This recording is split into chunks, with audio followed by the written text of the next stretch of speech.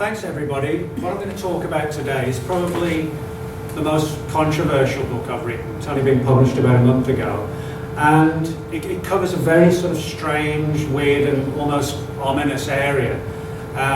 It's sort of a definitively UFO book, but it focuses on an area of the whole UFO subject, or a theory for it, that doesn't really get covered that much, although if you sort of look into the history of it, there have been a few books published over the years that do focus on this particular topic. And if we can have the next picture, please. That book's called Final Events, and it's a story where I guess most of my books I sort of insert my views and opinions in them as to what the story tells. This book's a little bit different because other than pointing out that I interviewed people for the book, it actually doesn't include any of my own personal viewpoints. A number of people who've read the book, and certainly a lot who haven't, have posted internet comments saying, why hasn't Nick Redfern changed his views on the UFO subject, and why is he promoting this one story? Well, what I've said in response is my views haven't changed on the UFO subject, and I'm not actually promoting the story that the book tells as that it's the literal truth. What I'm doing is pointing out that these conclusions that are in the book, which I'll talk about, are the conclusions of a think tank group within the Pentagon.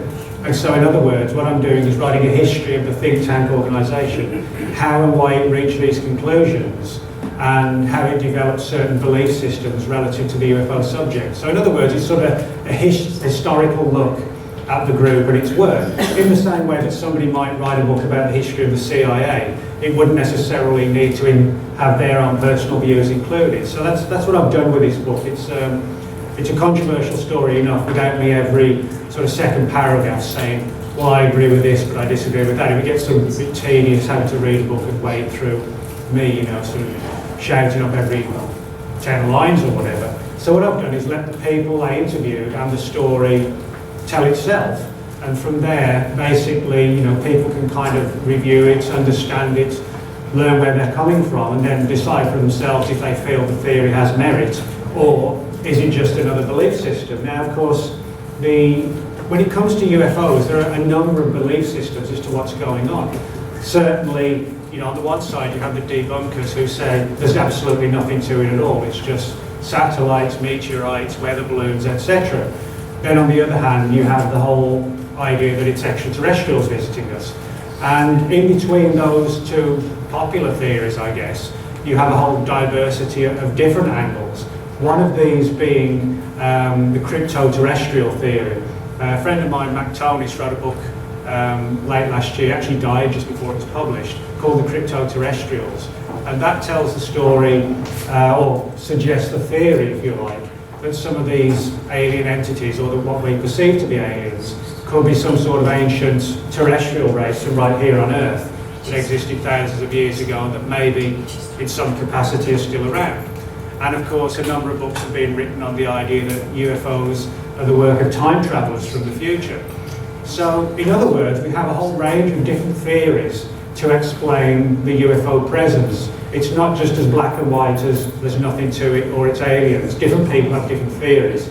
And that's the thrust, if you like, of this think tank group in the book, is that they have their own belief systems and theories based on their study of the available evidence. And of course, because they're a government think tank, yes, they have more money, funding, and the ability to do research, but at the end of the day, they're essentially reviewing the same information that we have access to, albeit with a few more secretive things, and coming to their own conclusions. So what I'm going to do, I think we've got about an hour or so, and then we're going to have question and answers, is to sort of delve into the story of the group, how it was formed, why it was formed, and how it came to reach these conclusions. And the conclusions that the group reached, in some respects, kind of controversial.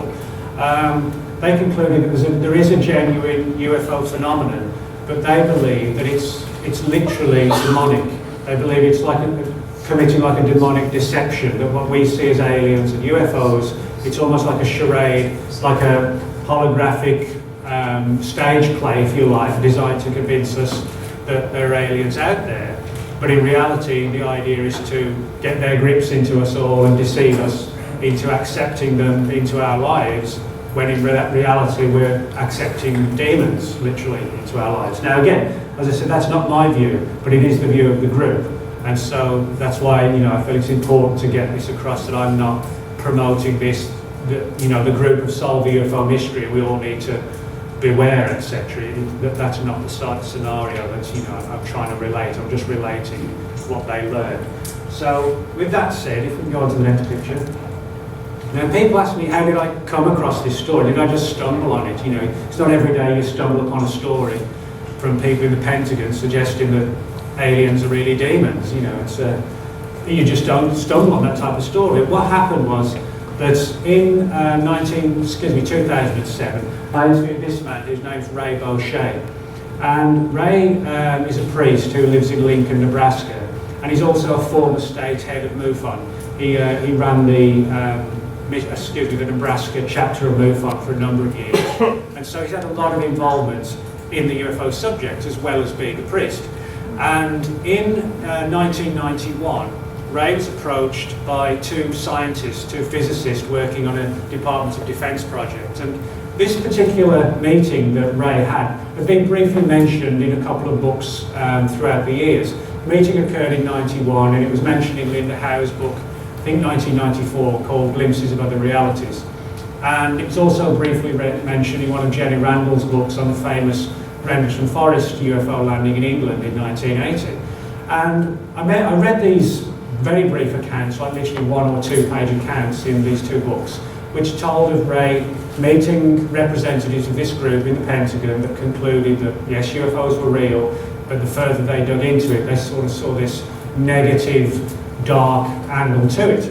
And I thought, well, that's interesting because nobody sort of delved into that area before, and nobody's really looked at the idea that, there could be a very alternative and far stranger origin for the UFO subject. And I kept meaning to contact Ray and ask him for his opinions and to tell the story. And one day I tracked him down, still living in Lincoln, Nebraska, and when I phoned him up, just literally out of the blue, he said, yeah, I'd be quite happy to tell you the story of what happened when I met these guys. And now, as to why the meeting took place, and although it's admitted speculation, Ray concluded that because he was a former state director of MUFON for Nebraska, and he was a serving priest as well in the church, that they wanted his opinions because he was covering both areas, if you like, that they were involved in, the whole demonic thing and the UFO subject. And so he speculated, and he stressed several times it was speculation, but that might be why they contacted him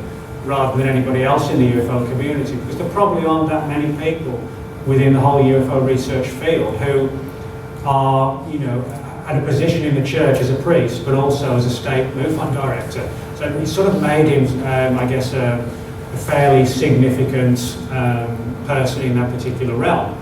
And he essentially got a call out of the blue in late 1991 and was asked if he could have they asked him if they could have a face-to-face meeting with him at a place of his choosing. And he chose a hotel that he knew in Lincoln, Nebraska.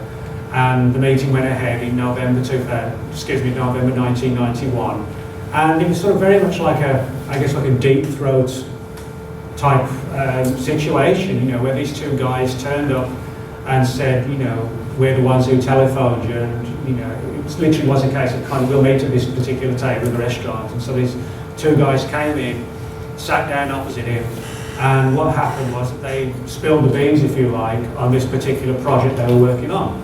And what they told Ray was that in many respects it was kind of an offshoot or a follow-on from the whole remote viewing project the government had in the 70s and 80s. And for those who aren't aware what remote viewing was, it was the CIA, the Army, various other organisations often funded outside organisations, private companies, to do research into the power of the human mind, into things like ESP, precognition, telepathy. And the whole idea was to see if these mind powers could be used as tools of espionage.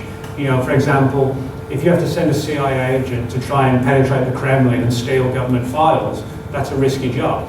If you could actually have somebody project their mind into the Kremlin and actually sort of remotely read the contents of documents, just literally using a kind of telepathy, then that's far easier, it saves on manpower, and there's no evidence that anybody's ever broken into the building, if you like.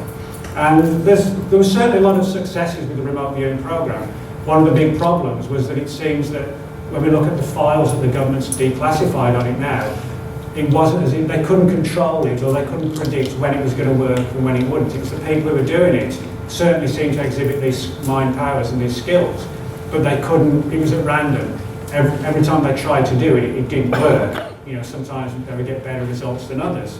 And the whole thrust of this project, that it was a follow-on, but it was linked with UFOs. And the story that was told to Ray was that the people on the project were trying to contact what, in simple terms, or what in generic terms today, are known as the Greys within ufology.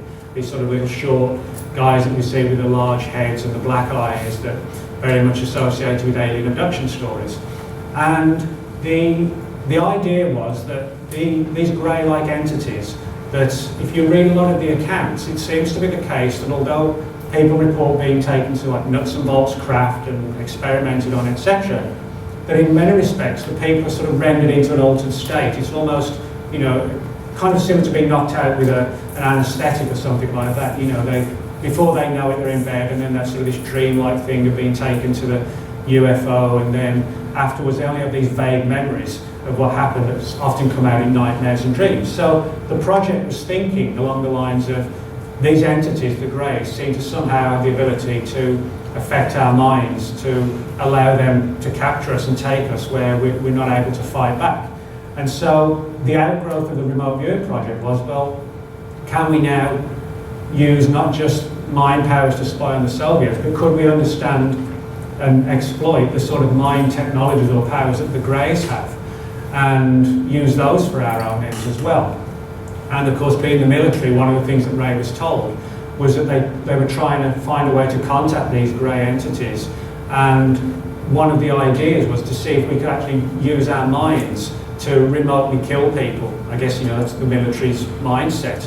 Literally kind of like inducing heart attacks and fatal heart attacks and strokes in people by projecting, you know, I guess almost like a mind weapon at the person. You know, it'd be like psychic assassinations where there'll be no evidence of a gunman or a second gunman or anything like that. You know, that's I guess has led to conspiracy theories about other assassinations in the past.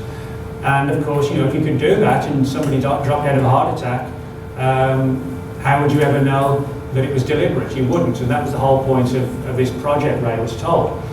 And he said that they never contacted these grey-like entities in literal face-to-face situation. But he said what they did do was to render themselves into like altered states of mind and try and project their minds to see if the Greys could pick it up. And apparently there was some success where they felt that as these remote viewers were trying to I guess focus on the minds of the Greys and project their minds into them, these grey-like entities, because of their mind skills, realised somebody was watching. And it was like, who's watching us, that, in simple terms. And these entities started projecting ideas and information back into the minds of the people on the project. And you know, that at that point all sounded kind of amazing and fantastic, but it was just sort of like a strange UFO project, you know, to contact aliens, etc. But Ray was told by these two Department of Defense physicists, whose background he was able to verify, that the further the project went along, it seemed like it was like a big dark cloud came over it, and there was a lot of bad luck. Several of the people involved in the experiments actually died, and Ray was shown 3 photographs of 3 people dead in chairs. Like they're actually described as being like dentist chairs, sort of like a large, long chair with instruments around them. And he said one of the people, he couldn't tell how they died. Another one supposedly had a heart attack, and another one, part of the skull was crushed in. But according to the autopsy report, when the person died, there was nothing pushing on it. It was almost like an invisible force that crushed part of the skull. So there were several deaths in the project. There was just this total run of bad luck and ill health on parts of the members and things like this. And they actually came to believe that this was like a deliberate bad luck, in simple terms, that something had got its grips into the group that appeared extraterrestrial to start with, but then as it sort of, I guess, lulled them into a false sense of security and feeling that, yes, you know, we've got these guys on our side, then it was a case of these, I guess, negative entities. What they actually called them was non-human entities, NHEs. They never actually used the word aliens to Ray at all. They came to the conclusion that because there was this such terrible bad luck, ill health, deaths, etc., they concluded you wouldn't just get that if there were just nuts and bolts aliens flying around. And they felt that there was some sort of negative energy in the air. You know, when, for example, you have psychics go in haunted houses and they just feel, you know, the place doesn't feel right. And it was kind of that sort of feeling, to the point where they wanted to close the project down. But other people in the project said, no, we've gone this far, why don't we just, you know, keep taking it as far as we can and see what happens. And Ray's two informants, they basically left the project, so we're not really sure to what extent this aspect of the project, because it seems, the further I dug into it, that there were several groups all following this same demonic agenda. But we know that Ray's two guys left the project, and we're trying to warn several people. They also communicated with Linda Howe, and she published a communication from them in her 1994 book, Glimpses of the Realities, which was basically along the same lines that yes, there's a UFO real phenomenon, but we're being deceived as to its real point of origins. And so that was the story given to me essentially by Ray in 2007. Now there were a few other things as well. For example, that the scientists believed that something genuinely non-human had come down at Roswell. But again, they concluded it wasn't a UFO as such. What they concluded was, again, it was like a demonic deception. Their view was, the best way to describe it, like a Trojan horse. They felt it was like a staged event to make us, to lull us into the idea that aliens had crashed, when in other words, it was just like a carefully prepared smoke screen, if you like. Literally kind of using ancient alchemy to make the memory metal and things like this that the witnesses reported seeing on the ground. So, in other words, it gets into very sort of very weird stories and theories. And if we could have the next picture. Now, the story goes back a long, long way. That's a man named Aleister Crowley. And Aleister Crowley was sort of one of the, I suppose, the most famous people in the world of the occult, who did all sorts of research, rituals and rites into a whole range of different phenomena. Trying to conjure up entities from other dimensions and realms. And Crowley is somebody who, you know, has become pretty much notorious within the realm of the occult. I guess his name, title, that many people know him by is the Great Beast. And certainly in the early years of the 20th century, he was doing a lot of research into conjuring up, not creating, but conjuring up and opening portals and doorways to what he believed were other dimensions and realms of existence. And in 1918, he engaged in this one particular ritual, the avalanche working as it was called. And this involved him entering an altered state of mind by ingesting mescaline and hashish, which will put you in an altered state of mind. And when the basic idea of this was to, he felt, as a number of researchers do today, that the best way to access these entities is through altered states of mind. That you can actually, you know, you don't need to travel out there. You could actually do it via altering the mind to where, I guess, your soul, your essence, whatever, leaves the body and can go to this particular realm, or vice versa. We can bring them in. And if we go to the next slide, that's the creature that manifested when Crowley engaged in this ritual, and it called itself LAM, L-A-M.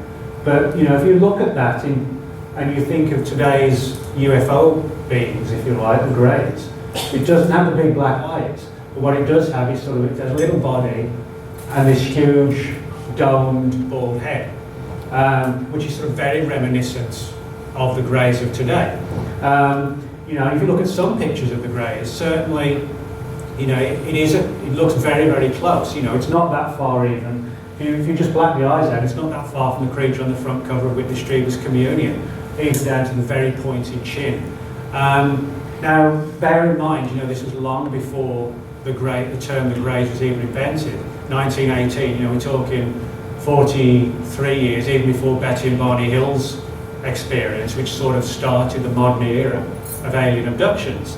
So, in other words, people were seeing the things today, or very similar to the Greys, at the turn of the 20th century, and they were seeing them not by, you know, getting abducted or going out late at night and on lands, etc., but by essentially ingesting psychedelics and different products to alter their mindset, and then these things having an ability to engage in our world. So basically what the think tank group that's first met with Ray, and several people who I was able to interview later, I should just stress how that happened.